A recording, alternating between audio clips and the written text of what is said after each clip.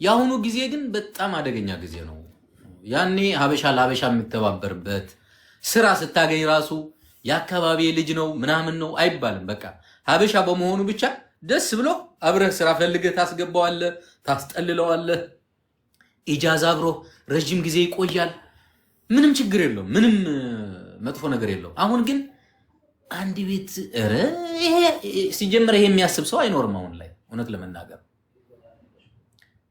ስራ ቢኖር ስራ በቃ የሆነ በጣም በእንትን ነው ምናምን ያስጠላልና ጊዜው ነው ያው ታውቃላችሁ። ከዚህ በኋላ ደግሞ ጊዜው ወይ እየተሻሻለ ይሄዳል ወይም ደግሞ መጥፎ እየሆነ ይሄዳል። ስለዚህ እኛም እየበሰልን መሄድ መቻል አለብን ብዬ አምናለሁ። ኦኬ ኦኬ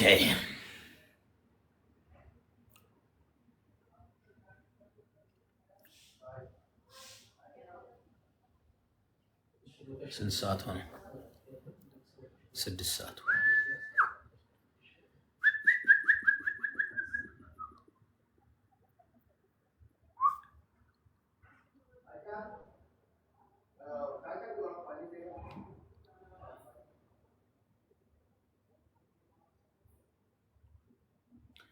ሰላም እህት፣ አሁን አለሽ እንዴ? አሁን ልምጣልሽ? ያለሽ አሁን እስኪ አሳውቂ።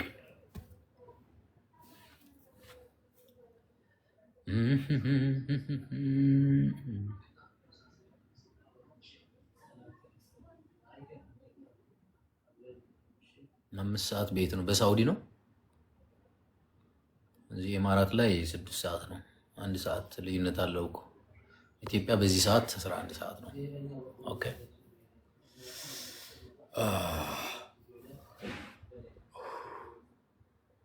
በሳውዲ ይሆናል። አዎ ኩዌት ስንት ሰዓት ነው አሁን? ፎዚ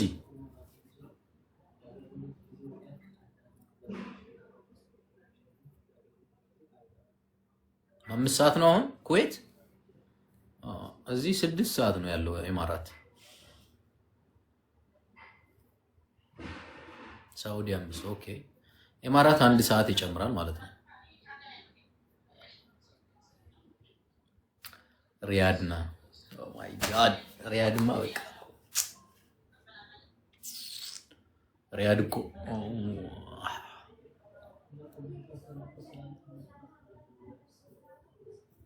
ግን ለምንድን ነው ማለት ድሮ አሁን ሳውዲ ኢቭን እኔ አሁን ኢማራትም እየኖርኩ ሳውዲ በጣም ወዳት ሀገር ናት። በጣም በቃ ብኖር ራሱ ደስ ይለኛል።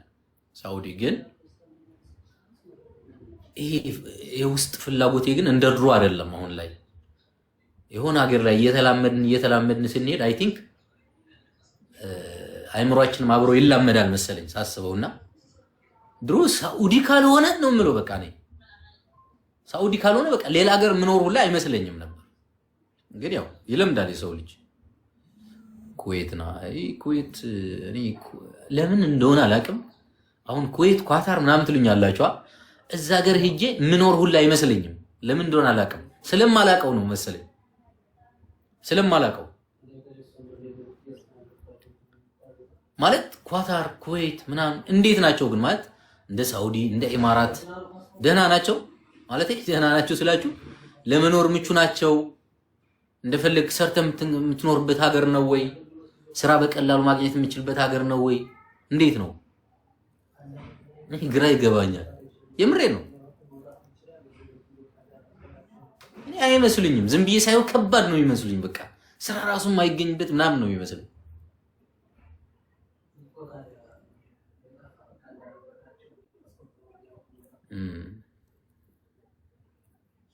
ኳታር ጥሩ ሀገር ነው የምር።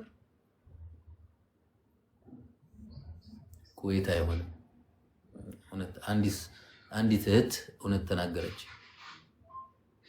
ያኺ ማን እንደ ሳውዲ ያኺ ሳውዲ እኮ ማይ ጋድ ርዝቅ ያለው ሀገር ነው። በቃ ለምን እንደሆነ አላውቅም። አይ ላቭ ሳውዲ አረቢያ።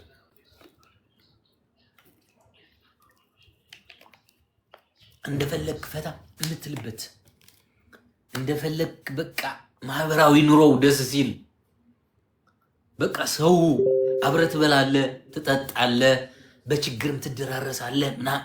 ይሄ በችግር መድረስ ምናምን ሰው በጣም ጥሩ ነው። ሳውዲ የምሬ ነው። ሳውዲ ሳፖርት ይደራረጋል ሰው። አሁን አላቅም፣ እኛ በነበርንበት ጊዜ ግን ትደጋገፋለህ። ኢጃዛ ስራ የሌለው ሰው ካለ እንኳን ራሱ ረጅም ጊዜ ቢቀመጥ ችግር የለውም ምናምን ኖርማል ነው። አሁን እኮ ጊዜው በጣም አይሆንም።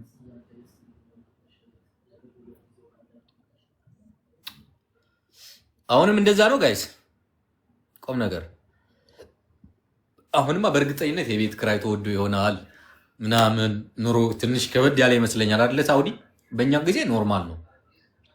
ለ6 ወር እኮ 5000 ሪያል ምናምን እኮ ጥርት ያለ ጽድት ያለ ቤት እኮ ነው ምን ይዘው የነበረው። አሁን ግን በጣም ጨምሯል በእርግጠኝነት 4500 5000 ሪያል ለ6 ወር ሙሉ አንድ ሹጋ ማለት ነው።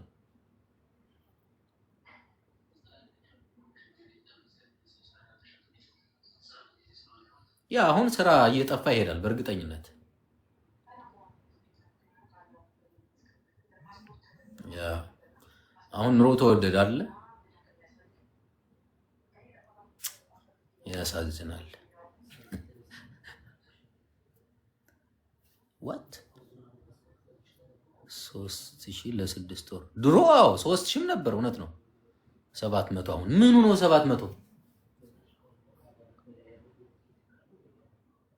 ሳውዲ የብርም የልጅም የጓደኛም ርዝቅም ታገኝበታለህ። እውነት ነው፣ እውነት ነው፣ እውነት ነው። ይሄ ሪል በቃ እውነት፣ ትክክለኛ እውነት። ሳውዲ ልጅም ርዝቅም ምንም ምንም ምንም ምንም ሁሉም ነገር ታገኝበታለህ። እውነት ነው። ሁሉም ነገር ያገኘንበት እዛው ሳውዲ ነው። ትዳርም ያገኘነው እዛው ነው። ሚስትም ይሄ ምንድነው ልጅም ያገኘነው እዛው ነው። በልጅ የተባረክ ነው። በቃ ብዙ ነገር ኦኬ። ስለ ስደት አስከፊነት፣ ስለ ስደት ህይወት በጣም ትልቅ ትምህርት የወሰድነው እዛ ነው። ለዚህ ደረጃም እንድንበቃ ሁሉም ነገር ኦኬ። HIV ተስፋፋ ሳውዲ።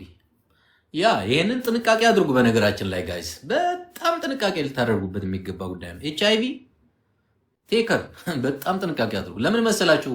ሳውዲ HIV የሚበዛው በባህር የሚመጣው ሰው በህጋዊ አይደለም የሚመጣው። ለምሳሌ እዚህ ሀገር ሁሉም በህጋዊ ነው የሚመጣው።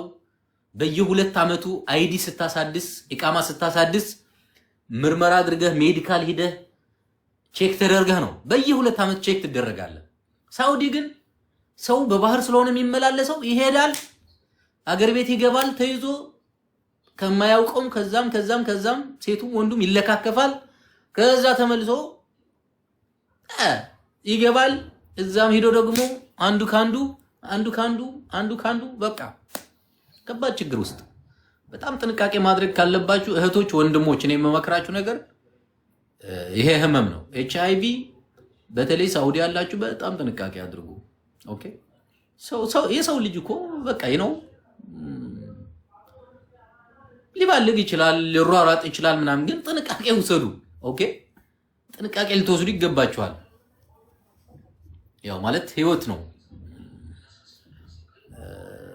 የእናንተን ህይወት ብቻ አይደለም የምታበላሹት። ነገ ያው የትዳራችሁ እናንተ ከታመማችሁ በኋላ የምታገኟቸው ሰዎች በሙሉ ነው የምታበላሹትና የራሳችሁ ህይወት ብቻ ሳይሆን የብዙ ሰው ህይወት ነው ምስቅልቅል የምታደርጉት። ስለዚህ ጥንቃቄ ማድረግ የሰው ልጅ ከማያውቀው ሰው ጋር ሪሌሽን ውስጥ ሲገባ ቢያንስ መጠቀም ያለባችሁን ነገር መጠቀም አለባችሁ። ኮንዶም ለምንድን ነው የተፈጠረው? ኮንዶም ለምን ተፈጠረ? በግብረ ስጋ ግንኙነት ከማታውቁት ሰው ጋር ግብረ ስጋ ግንኙነት ስታደርጉ እንድትጠቀሙት ነው። ከህመም እንዲከላከላችሁ ነው። የምሬን ነው። ይሄ ሼም ሊሆን አይችልም። በነገራችን ላይ ነውርም ሊሆን አይችልም። የምሬ ነው። ለምን ተፈጠረ? ለምን ኮንዶም ለምን ተሰራ?